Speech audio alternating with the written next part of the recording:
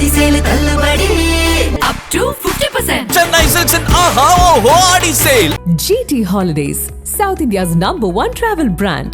You know you are special when you're with GT Holidays.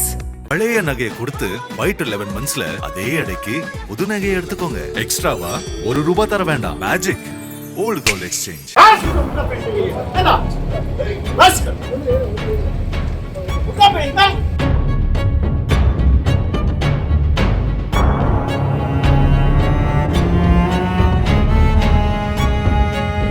என் தொகுதி நான் தான் கொடுப்பேன் என அரசு விழா மேடையில் திமுக எம்எல்ஏவும் எம்பியும் முட்டிக்கொண்ட சம்பவம் தேனியில் பரபரப்பை கிளப்பியுள்ளது. கடந்த சட்டமன்ற கூட்டத்தொடரின் போது உயர் மருத்துவ சேவைகள் வழங்க 12 கோடி ரூபாய் செலவில் தமிழகம் முழுவதும் மருத்துவ முகாம்கள் நடத்தப்படும் என அறிவிக்கப்பட்டது. அதனை செயல்படுத்தும் விதமாக நலம் காக்கும் ஸ்டாலின் என்ற பெயரில் இலவச மருத்துவ முகாம்களை தமிழக அரசு இன்று முதல் தொடங்கியுள்ளது. 40 வயதிற்கு மேற்பட்டோர், நீரிழிவு மற்றும் உயர் இரத்த அழுத்த நோயால் பாதிக்கப்பட்டவர்கள், மனநல பாதிப்புடையோர், இதய நோயாளிகள், கர்ப்பிணி தாய்மார்கள் உள்ளிட்ட பலருக்கும் இந்த முகாம்களில் முன்னுரிமை வழங்கப்பட உள்ளன. ஒவ்வொரு மாவட்டத்திலும் வாரந்தோறும் சனிக்கிழமைகளில் காலை 9 மணி முதல் மாலை 4 மணி வரை இந்த முகாம்கள் செயல்பட உள்ளன. இந்த முகாம்களில் மருத்துவ பரிசோதனை செய்யப்பட்டு அது தொடர்பான விவரங்கள் பயனாளிகளுக்கு குறுஞ்செய்தி வாயிலாக உடனடியாக தெரிவிக்கப்பட உள்ளன.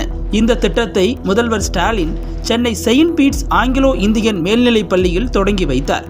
இந்த நிலையில் தேனி மாவட்டம் ஆண்டிப்பட்டி தாலுகா சக்கம்பட்டியில் உள்ள இந்து மேல்நிலைப் பள்ளியில் நலம் காக்கும் ஸ்டாலின் முகாமின் தொடக்க விழா நடைபெற்றது.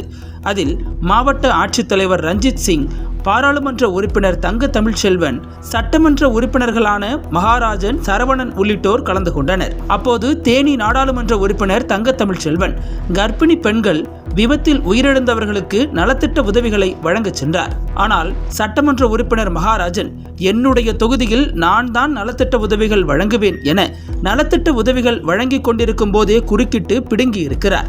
இதனால் நலத்திட்ட உதவிகள் வழங்கும் மேடையிலேயே நாடாளுமன்ற உறுப்பினர் தங்க தமிழ்ச்செல்வன், ஆண்டிப்பட்டி சட்டமன்ற உறுப்பினர் மகாராஜன் இருவருக்கும் இடையே வாக்குவாதம் உண்டுள்ளது.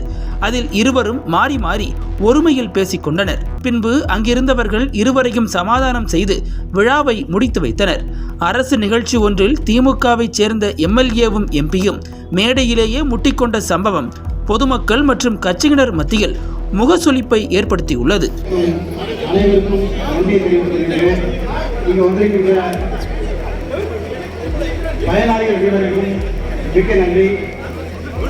இங்கே ஒளிவுரை அமைத்து கொடுத்து சென்னையிலே நம்முடைய முதல்வர் துவங்கி வைத்த நிகழ்ச்சியை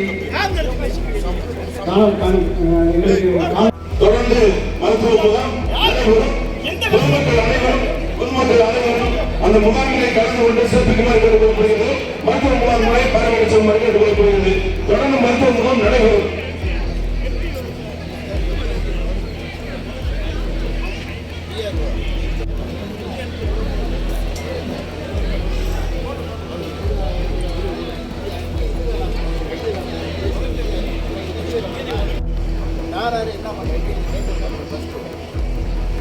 அந்த முகாமிலே கலந்து கொண்டு சிறப்பிக்குமாறு கேட்டுக்கொள்ளப்படுகிறது.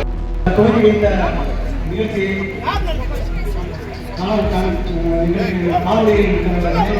அனைவரும் நன்றி.